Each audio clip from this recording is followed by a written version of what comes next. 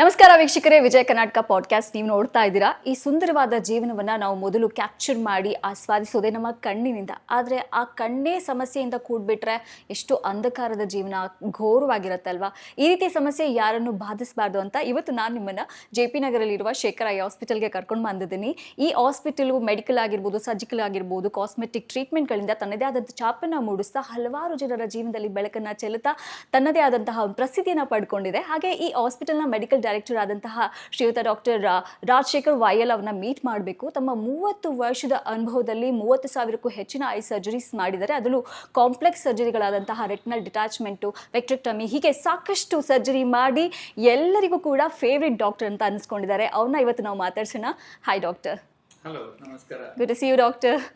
ಸಂತೋಷಮ್ಮ. So ಈ ಒಂದು ಬದುಕನ್ನ ನೋಡೋದಕ್ಕೆ ನಮಗೆ ಮುಖ್ಯವಾಗಿ ಕಣ್ಗಳು ಬೇಕು. ಕಣ್ಣಿಲ್ಲ ಅಂತ ಹೇಳಿದ್ರೆ ಸಿಕ್ಕಾಬಡೆ ಕಷ್ಟ ಆಗಿಬಿಡುತ್ತೆ. ಸೊ ನೀವು ನಿಮ್ಮ ಒಂದು ಹೈ ಸ್ಪೆಷಲಿಸ್ಟ್ ಆಗಿ ನಿಮ್ಮ ಜರ್ನಿ ಬಗ್ಗೆ ಹೇಳೋದಾದ್ರೆ ಡಾಕ್ಟರ್, ಹೇಗಿತ್ತು ನಿಮ್ಮ ಜರ್ನಿ? ನೋಡಿ, ಬಹಳ ಸೊಗಸಾಗಿ ಹೇಳಿದ್ರಿ. ಎಲ್ಲ ದೇಹದ ಎಲ್ಲ ಅಂಗಗಳಲ್ಲೂ ಪಂಚೇಂದ್ರಿಯಗಳಲ್ಲಿ ಕಣ್ಣು ತುಂಬ ಪ್ರಧಾನ ಅಂತ ಹೇಳ್ತೀವಿ.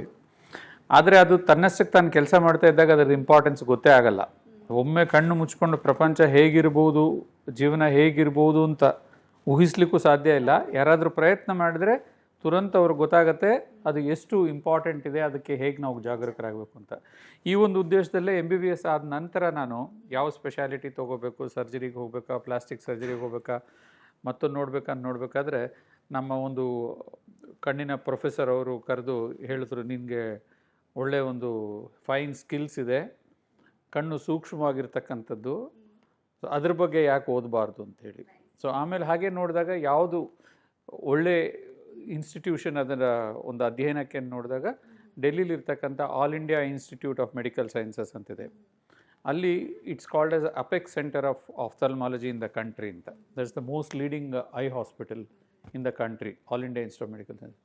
ಸೊ ಅಲ್ಲಿ ಟ್ರೈನಿಂಗ್ ಪಡೆದ್ರೆ ಚೆನ್ನಾಗಿರುತ್ತೆ ಅಂತ ಗೊತ್ತಾಗಿ ನಂತರ ಆಲ್ ಇಂಡಿಯಾ ಲೆವೆಲಲ್ಲಿ ಎಕ್ಸಾಮ್ ಬರೆದು ಅದನ್ನು ತೊಗೊಂಡು ಅಲ್ಲಿಂದ ನಾನು ಆಫ್ಥಲ್ಮಾಲಜಿ ಡಿಗ್ರಿನ ಪಡ್ಕೊಂಡ್ಬಂದೆ.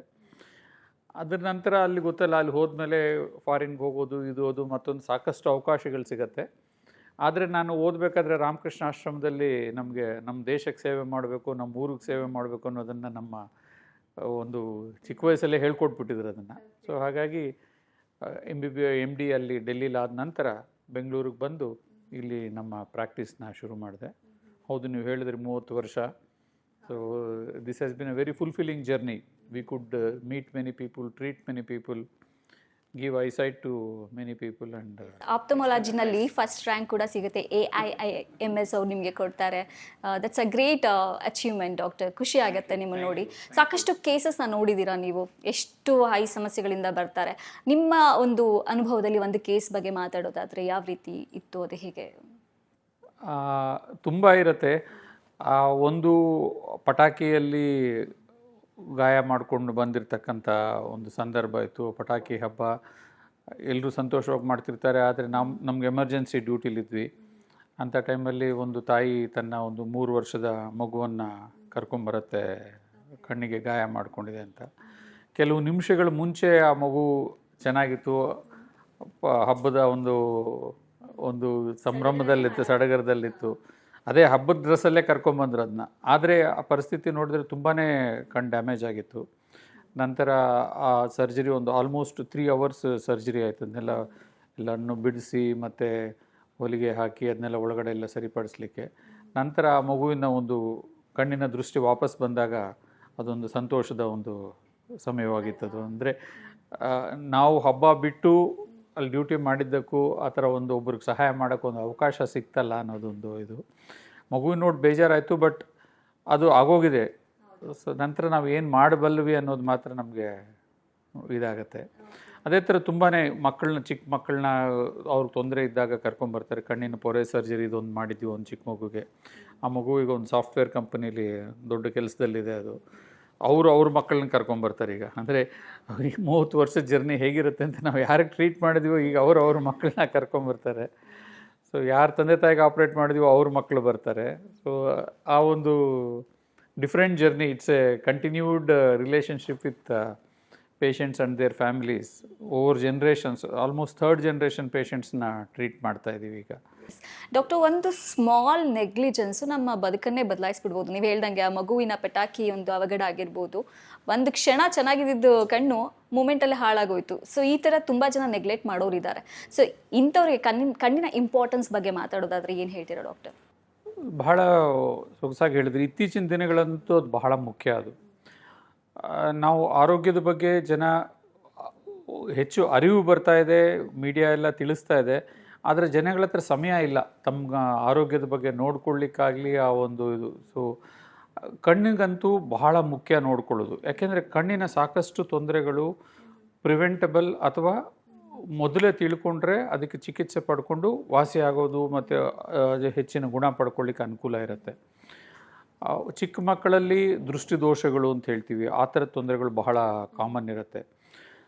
ಆಮೇಲೆ ಮಾಲಗಣ್ಣು, ಅದರಿಂದ ಲೇಜಿ ಐ ಅಂತಾಗಿ ಒಂದು ಕಣ್ಣಿನ ಅಂಧತ್ವ ಅಂತೆಲ್ಲ ಆಗ್ಬೋದು.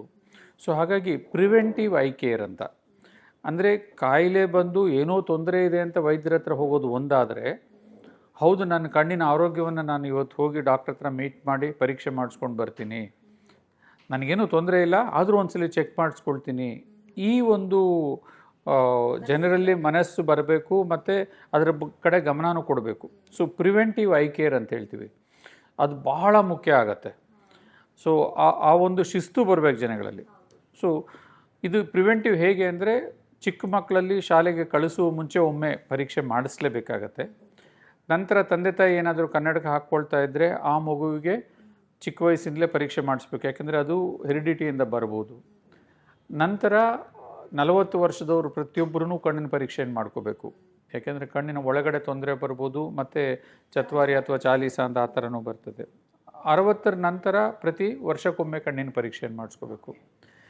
ಆಮೇಲೆ ಲೈಫ್ ಸ್ಟೈಲ್ ಡಿಸೀಸಸ್, ಸಕ್ಕರೆ ಕಾಯಿಲೆ, ಬಿ ಪಿ ಇರುತ್ತೆ, ಆ ಥರದವರು ಕಾಲಕ್ಕೆ ಕಣ್ಣಿನ ಪರೀಕ್ಷೆ ಮಾಡಿಸ್ಕೋಬೇಕು.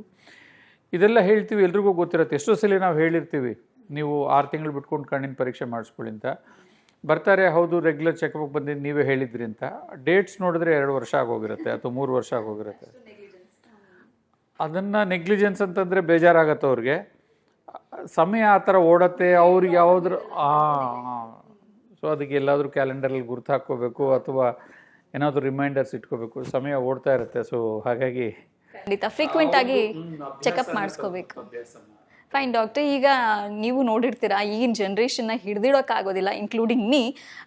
ಅವಾಗ ಮೊಬೈಲ್ ನೋಡೋದು, ಸ್ಕ್ರೀನ್ ಟೈಮ್ ತುಂಬ ಆಗಿಬಿಟ್ಟಿದೆ, ಅಡಿಕ್ಟ್ ಆಗಿಬಿಟ್ಟಿದ್ದಾರೆ ಗ್ಯಾಜೆಟ್ಸ್ಗಳಿಗೆ. ಅಥವಾ ವರ್ಕಿಂಗ್ ಪ್ರೊಫೆಷನಲ್ಸೇ ತಗೊಳ್ಳಿ, ಸಿಸ್ಟಮ್ ಮುಂದೆ ಕೂತಿರೋದು, ಇದರಿಂದ ಕಣ್ಣಿನ ಸಮಸ್ಯೆಗಳನ್ನ ಅನುಭವಿಸ್ತಾ ಇದ್ದಾರೆ. ಈ ಲೈಫ್ ಸ್ಟೈಲ್ ಅನ್ನೋದು ಯಾವ ರೀತಿ ಒಂದು ಇಂಪ್ಯಾಕ್ಟ್ ಮಾಡ್ತಾ ಇದೆ ಮನುಷ್ಯನ? ಹೌದು, ಅದು ಇದರಿಂದಂತೂ ತುಂಬಾ ತೊಂದರೆ ಆಗ್ತಾ ಇದೆ. ಸ್ಕ್ರೀನ್ ಟೈಮ್ ಅಂತ ಏನು ಹೇಳ್ತೀವಿ, ಅದು ಆಲ್ಮೋಸ್ಟ್ 7 hours 8 hours ಈ ಥರ ಅಂತೂ ಆ ಥರ ಆಗೋಗಿದೆ. ಅಂದರೆ ನಾನ್ ಪ್ರೊಫೆಷ್ನಲ್ಸು. ಇನ್ನು ಪ್ರೊಫೆಷ್ನಲ್ಸು ಸಿಸ್ಟಮ್ ಮುಂದೆ ಕೆಲಸ ಮಾಡೋರಂತೂ 12 ಗಂಟೆ ಎಲ್ಲ ಇರ್ತೀವಿ ಅಂತೆಲ್ಲ ಹೇಳ್ತಾರೆ. ಸೊ ಈ ತರಹ ಒಂದು ಸ್ಕ್ರೀನ್ಗೆ ಮತ್ತು ಹತ್ತಿರದ ದೃಷ್ಟಿಯನ್ನೇ ಹೆಚ್ಚು ಗಂಟೆ ನೋಡೋಕ್ಕೆ ನಮ್ಮ ಕಣ್ಣು ಡಿಸೈನ್ ಆಗಿಲ್ಲ. ಸೊ ಓವರ್ ಜನ್ರೇಷನ್ಸ್ ಯಾವ ಥರ ಇದೆ ಅಂದರೆ, ಕಣ್ಣು ಹತ್ತಿರದ್ದು ನೋಡಬೇಕು, ಇಂಟರ್ಮೀಡಿಯೇಟ್ ಡಿಸ್ಟೆನ್ಸು ದೂರದ್ದು ನೋಡಬೇಕು ಅನ್ನೋ ತರಹ ಕಣ್ಣಿನ ರಚನೆ ಆಗಿದೆ. ಅಂಥ ಕಣ್ಣನ್ನು ನಾವು ಒಂದೇ ನಿರ್ದಿಷ್ಟ ದೃಷ್ಟಿಯಲ್ಲೇ ಹೆಚ್ಚು ಗಂಟೆ ನೋಡ್ತಾ ಇದ್ದರೆ ಕಣ್ಣಿನ ಒಳಗಡೆ ಇರ್ತಕ್ಕಂಥ ಫೋಕಸಿಂಗ್ ಮಸಲ್ಸ್ಗೆ ತೊಂದರೆ ಆಗುತ್ತೆ. ಸೊ ಇದರಿಂದ ಸಾಕಷ್ಟು ಜನಕ್ಕೆ ಐ ಸ್ಟ್ರೈನ್ ಆಗೋದು, ಹೆಡೇಕ್ ಬರೋದು, ಮತ್ತು ಕಣ್ಣು ಕೆಂಪಾಗೋದು, ಕಣ್ಣಲ್ಲಿ ಫಾರಿನ್ ಬಾಡಿ ಸೆನ್ಸೇಷನ್ಸ್ ಬರೋದು, ಇದು ಕಂಪ್ಯೂಟರ್ ವಿಷನ್ ಸಿಂಡ್ರೋಮ್ ಅಂತ ಹೇಳ್ತೀವಿ, ಆ ಥರದ್ದು ಬರುತ್ತೆ. ಸೊ ಇಂಥವ್ರಿಗೆ ನಾವು ಹೇಳ್ತೀವಿ ಐ ಹೈಜೀನ್ ಅಂತ. ಅಂದರೆ ಸ್ಕ್ರೀನ್ ನೋಡೋದು ನಿಮ್ಮ ಪ್ರೊಫೆಷ್ನಲ್ ತಡೆಯೋಕ್ಕಾಗಲಿಲ್ಲ ಅಂದರೆ ಪರವಾಗಿಲ್ಲ, ಆದರೆ ನೀವು ಹತ್ತಿರದ ಕೆಲಸವನ್ನು ಈ ಥರ ಮಾಡ್ತಾ ಇದ್ದಾಗ ಮಧ್ಯೆ ಸ್ವಲ್ಪ ಗ್ಯಾಪ್ ಕೊಡಿ ಮತ್ತು ಕಣ್ಣಿಗೆ ಒಂದು ರೆಸ್ಟ್ ಕೊಡಿ ಅಂತ ಹೇಳ್ತೀವಿ. ಸೊ ಮಧ್ಯೆ ಪ್ರತಿ 20-25 ನಿಮಿಷಕ್ಕೆ ಒಂದ್ಸಲಿ 1 ನಿಮಿಷ 2 ನಿಮಿಷದ್ದು ರೆಸ್ಟ್ ಕೊಡಿ. ರೆಸ್ಟ್ ಕೊಡೋದು ಹೇಗೆ ಅಂದರೆ, ದೂರದ ಒಂದು ವಸ್ತುವನ್ನು ನೋಡೋದಾಗಲಿ ಅಥವಾ ಕಣ್ಣನ್ನು ಮುಚ್ಕೊಂಡಿರೋದಾಗಲಿ ಆ ಥರ ಮಾಡಿದ್ರೆ ಸ್ವಲ್ಪ ಹೆಲ್ಪ್ ಆಗುತ್ತೆ ಅಂತ. ಅದ್ರ ಜೊತೆಗೆ ಬ್ಲಿಂಕ್ ಸಹ ಮಾಡಬೇಕು ಅಂತ. ಬ್ಲಿಂಕ್ ಮಾಡಿದ್ರೆ ತುಂಬ ಡ್ರೈ ಆಗಿ ಅದರಿಂದ ಸಹ ಹೌದು ತೊಂದರೆ ಆಗ್ತದೆ ಅಂತ ಹೇಳಿ. ಅದೇ ಲೈಫ್ ಸ್ಟೈಲ್ದು ಇನ್ನೊಂದು ಹೇಳಿದ್ರಿ, ಲೈಫ್ ಸ್ಟೈಲ್ ಡಿಸೀಸಸ್ ಏನು ಡಯಾಬಿಟೀಸ್, ಬಿ ಪಿ ಏನಿದೆ ಅದರಿಂದಲೂ ಸಹ ಕಣ್ಣಿಗೆ ತೊಂದರೆ ಆಗುತ್ತೆ. ಆಮೇಲೆ ಪೊಲ್ಯೂಷನ್ ರಿಲೇಟೆಡು ಎನ್ವಿರಾನ್ಮೆಂಟಲ್ ಫ್ಯಾಕ್ಟರ್ಸೂ ಬರುತ್ತೆ. ತುಂಬ ಡ್ರೈ ಐ ಆಗೋದು ಮತ್ತು ಪೊಲ್ಯೂಷನ್ನಿಂದ ಕಣ್ಣಲ್ಲಿ ಇನ್ಫ್ಲಮೇಷನ್ ಅಂತ ಆಗುತ್ತೆ, ಆ ಥರದ್ದೆಲ್ಲ ಆಗೋದನ್ನು ಹೆಚ್ಚಾಗಿ. ಈಗ ಪೋಷಕಾಂಶದ ಕೊರತೆ ಕೂಡ ಕಾಡ್ತಾ ಇದೆ, ಬಾಡಿಗೆ ಏನು ಬೇಕೋ ಅದು ತಗೊಳ್ತಾ ಇಲ್ಲ, ವೈಟಮಿನ್ಸ್ಗಳು ಸರಿಯಾಗಿ ಸಿಗ್ತಾ ಇಲ್ಲ, ಸೊ ಅದನ್ನ ಕಾನ್ಸಂಟ್ರೇಟ್ ಕೂಡ ಮಾಡ್ತಾ ಇಲ್ಲ, ಫಾಸ್ಟ್ ಫುಡ್ ಅಂತ ಹೇಳಿ ಮೊರೆ ಹೋಗ್ತಾ ಇದ್ದಾರೆ. ಸಾಮಾನ್ಯವಾಗಿ ಯಾವ್ಯಾವ ರೀತಿಯ ಸಮಸ್ಯೆಗಳು ನಾವು ಕಾಣ್ಬೋದು ಕಣ್ಣಿಗೆ ನಾವು ಯೋಚನೆ ಮಾಡಿದಾಗ? ಸೊ ಒಂದು ಮೋಸ್ಟ್ ಕಾಮನ್ ಅಂದರೆ ರಿಫ್ರಾಕ್ಟಿವ್ ಎರರ್ ಅಂತ, ಈ ಕನ್ನಡಕದ ದೃಷ್ಟಿದೋಷಗಳೇನಿದೆ ಅದು ಹತ್ತಿರದ್ದು ಕೆಲವ್ರಿಗೆ ಕಾಣಲ್ಲ, ಕೆಲವ್ರಿಗೆ ದೂರದ್ದು ಕಾಣಲ್ಲ, ಕೆಲವರು ಕಂಡಿದ್ದು ಅಷ್ಟು ಸ್ಪಷ್ಟವಾಗಿರಲ್ಲ. ಈ ಥರ ಮಯೋಪಿಯಾ, ಹೈಪರ್ಮೆಟ್ರೋಪಿಯಾ, ಅಸ್ಟಿಗ್ಮ್ಯಾಟಿಸಮ್ ಅಂತ ಹೇಳ್ತೀವಿ, ಬೇರೆ ಬೇರೆ ಥರದ್ದಿದೆ, ಅದು ಒಂದಾಗತ್ತೆ. ಇನ್ನೊಂದು ಏಜ್ ಬೈ ಬರ್ತ್ ಇರ್ತಕ್ಕಂಥದ್ದು ಸ್ಕ್ವಿಂಟ್ ಇರ್ಬೋದು, ಅಥವಾ ಕಣ್ಣಲ್ಲಿ ಒಂದು ಕಣ್ಣಲ್ಲಿ ನೀರು ಬರೋದು, ಈ ಥರ ತೊಂದರೆಗಳಿರುತ್ತೆ, ಅಥವಾ ಒಂದು ಕಣ್ಣು ಸಣ್ಣ ಇರೋದು, ಈ ಥರ ಬೈ ಬರ್ತ್ ಬರ್ತಕ್ಕಂಥದ್ದು.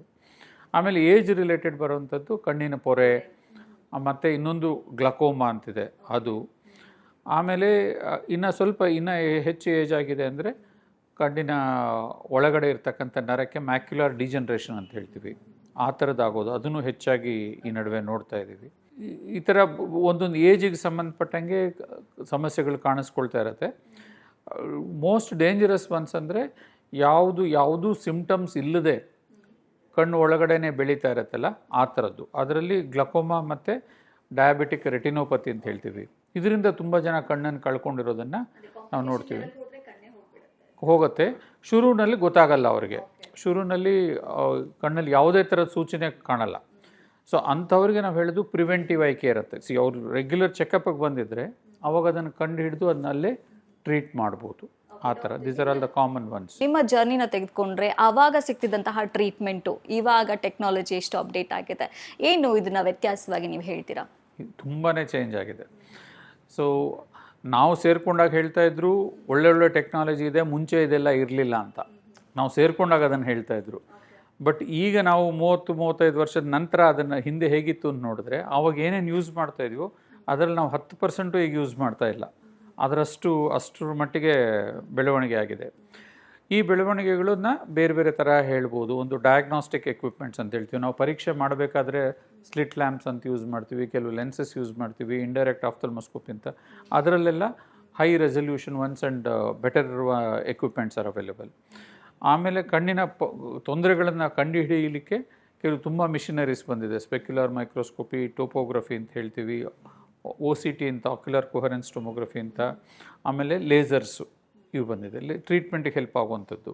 ಯಾಗ್ laser, green laser, diode laser, excimer laser, ಈ ಥರ ಬೇರೆ ಬೇರೆ ಥರದ ಲೇಸರ್ಸು ಸಹ ಬಂದಿದೆ. ಆಮೇಲೆ ಸರ್ಜಿಕಲ್ಗೆ ಹೋದರೆ ಮೈಕ್ರೋಸ್ಕೋಪ್ಸಲ್ಲಿ 3D ಮೈಕ್ರೋಸ್ಕೋಪ್ಸ್ ಅಂತೆಲ್ಲ ಬಂದಿದೆ. ಸಾಕಷ್ಟು ಬೆಳವಣಿಗೆಗಳಾಗಿದೆ. ಸೊ ಇದರ ಒಂದು ಅಡ್ವಾನ್ಸ್ ಟೆಕ್ನಾಲಜಿಯಿಂದ ನಾವು ಯಾವುದೇ ಒಂದು ಕಣ್ಣಿನ ಸಮಸ್ಯೆ ಇರ್ಬೋದು, ಬಹಳ ಬೇಗ ಕ್ಯೂರ್ ಮಾಡ್ಕೊಳ್ಬೋದು ಅಂತ ಹೇಳ್ತಾರೆ ಡಾಕ್ಟರ್. ಕಣ್ಣಿನ ಪೊರೆ ಆಪರೇಷನ್ ಮುಂಚೆ ಎಲ್ಲ 2 days 3 days ಹಾಸ್ಪಿಟಲಲ್ಲಿ ಅಡ್ಮಿಟ್ ಆಗ್ತಾಯಿದ್ರು, ಆಮೇಲೆ ಮನೆಗೆ ಹೋದ್ಮೇಲೆ 1 ತಿಂಗಳು ರೆಸ್ಟ್ ತೊಗೋಬೇಕು ಅಂತಿತ್ತು. ಈಗ ಒಂದು 2-3 hours stay in the hospital ಅಷ್ಟೇ, ಒಂದು 5 to 6 minutes surgery, just 5 to 6 minutes surgery, ಆಮೇಲೆ ಸೇಮ್ ಡೇ ಮನೆಗೆ ಹೋಗ್ಬೋದು. ಕೆಲವೇ ದಿನಗಳಲ್ಲಿ ಅವರು ಕೆಲಸಕ್ಕೆ ಹೋಗ್ಬೋದು. ಇದು ಥ್ಯಾಂಕ್ಸ್ ಟು ಟೆಕ್ನಾಲಜಿ. ಅದರಲ್ಲೂ ಸಹ ರೋಬೋಟಿಕ್ ಸರ್ಜರಿ ಬಂದಿದೆ. ಅದು 30 secondsಲ್ಲಿ ತನ್ನ ಒಂದು ಸರ್ಜಿಕಲ್ ಇಂಪಾರ್ಟೆಂಟ್ ಸ್ಟೆಪ್ಸ್ ಏನಿದೆ ಅದನ್ನು ಮಾಡಿ ಮುಗಿಸ್ಬಲ್ದು ಆ್ಯಕ್ಯುರೇಟಾಗಿ. ಸೊ ತುಂಬಾ ಚೇಂಜ್ ಆಗಿದೆ. ಆಮೇಲೆ ಇದು ದೃಷ್ಟಿದೋಷಗಳಿಗಂತೂ ಲ್ಯಾಸಿಕ್ ಅಂತ ಹೇಳ್ತೀವಿ, ಅದು ಸುಮಾರು ಒಂದು 20-25 ಸೆಕೆಂಡ್ ಆಗತ್ತೆ ಅಷ್ಟೇ ಒಂದು ಕಣ್ಣಿಗೆ. ಅದು ಮಾಡೋದ್ರಿಂದ ಕನ್ನಡಕನೇ ಹಾಕ್ಕೋಬೇಕಾಗಿಲ್ಲ ಅವರು. ಸೊ ಆ ಥರದ್ದು ಸಾಕಷ್ಟು ಬದಲಾವಣೆಗಳು, ಮತ್ತು ಅವೆಲ್ಲವೂ ಸಹ ನಮ್ಮ ಶೇಖರ್ ಕಣ್ಣಾಸ್ಪತ್ರೆಯಲ್ಲಿ ಅವೈಲೇಬಲ್ ಉಂಟು. ಬೆಂಗಳೂರಲ್ಲಿ ಜನಗಳಿಗೆ ಕೈಗೆಟುಕೋ ಬೆಲೆಯಲ್ಲಿ ಸಿಗುತ್ತೆ ಅಂತ ಹೇಳಕ್ಕೆ ಹೆಮ್ಮೆ ಆಗುತ್ತೆ. The most important factor. ಯಾಕೆಂದರೆ ಜನಕ್ಕೆ ಒಂದು ಥಾಟ್ ಇದೆ, ಐ ಆಪ್ರೇಷನ್ನ, ಸರ್ಜರಿನ ತುಂಬಾ ಒಂದು ಲಕ್ಸುರಿಯ ಇರುತ್ತೆ, ಅಂದರೆ ಜಾಸ್ತಿ ಕಾಸ್ಟ್ಲಿ ಇರುತ್ತೆ ಅಂತ ಹೇಳಿ.